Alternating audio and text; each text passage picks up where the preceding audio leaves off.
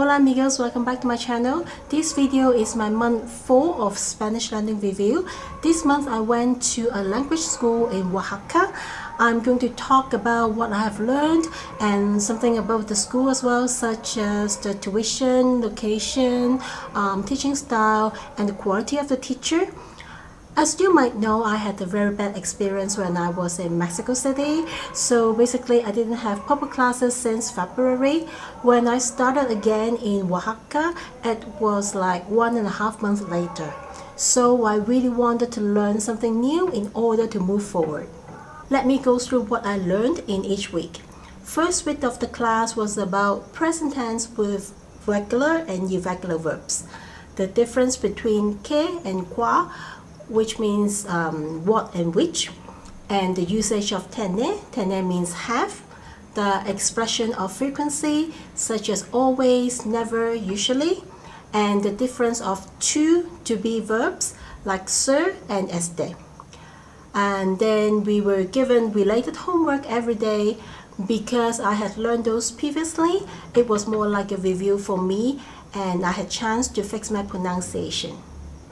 Second week was about past tense with regular and irregular verbs, prepositions, the difference between saber and conoce, they both mean know in Spanish, and also the rules of using adjectives. Changing verb conjugation is not difficult, but it takes time to remember by heart, especially irregular verbs. For verbs that are regular in present tense might be irregular in past tense. Third week was about objecto directo. Sometimes in Spanish, it just simplifies the direct object and rearranges in the sentence. For example, if the question is, do you watch TV every day? My answer will be yes, eat, I watch every day. Or no, don't eat, I watch every day. There is also something called objecto indirecto, but the class was not covered. I have learned those previously, but I have really used it. My process of translating English to Spanish is just not fast enough. Within that week, we also learned something called verbo reflexivo. I have learned those before, but in fact what I learned was very elementary. There are lots of complicated words existing in Spanish. Again, it just needs time to memorize. The last week of the course was about future and present perfect tense. So again, a lot of conjugations. I hope it can give you a guideline of what to expect if you learn Spanish as a beginner.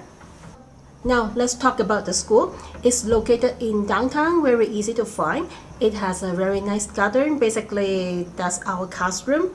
Every morning there are around 3 to 4 groups of students there, and in the school building there are 2 to 3 classrooms. The weather in Oaxaca starts to get very warm from 11 o'clock in the morning, and my class is from 9 to 12.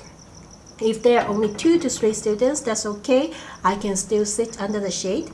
But one week there were 4 students plus 1 teacher, so it was very clouded and I couldn't move around to have the shade. I was glad I didn't take the 4-hour class. Besides, it's very disturbing because you can hear students and teachers from other groups. Their tables were not right next to us, but still I could hear them. If you want to have a week of vacation with local learning experience, you might find it fun. You are learning outdoor with natural sunlight, but if you will stay here for a longer time, you might have to put the environment issue for your consideration.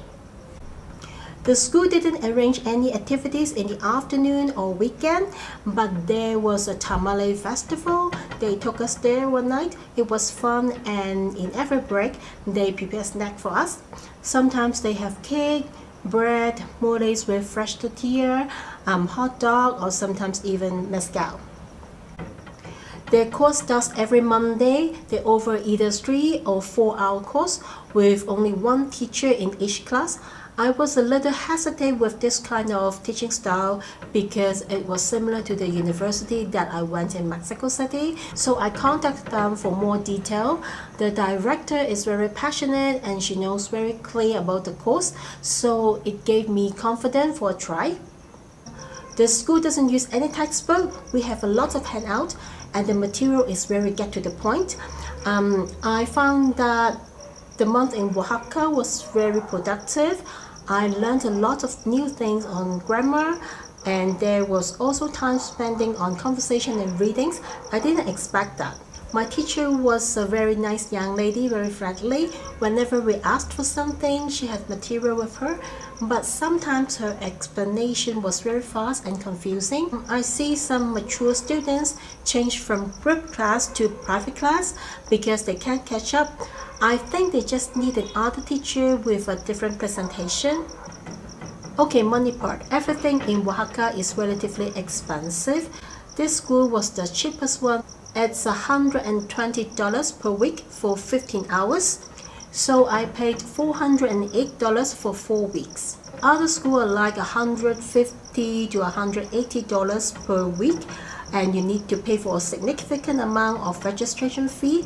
I think it's such a rip-off because students mostly stay here for a week or two, and the language school is not going to give you a student card or facilities.